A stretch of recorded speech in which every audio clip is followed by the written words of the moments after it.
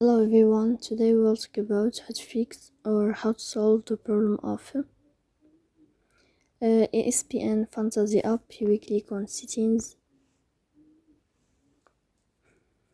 then we'll go to apps, default apps, app settings.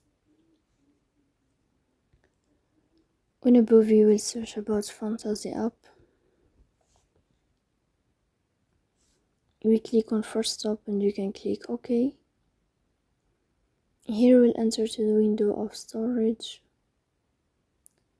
Then you can click on clear cache.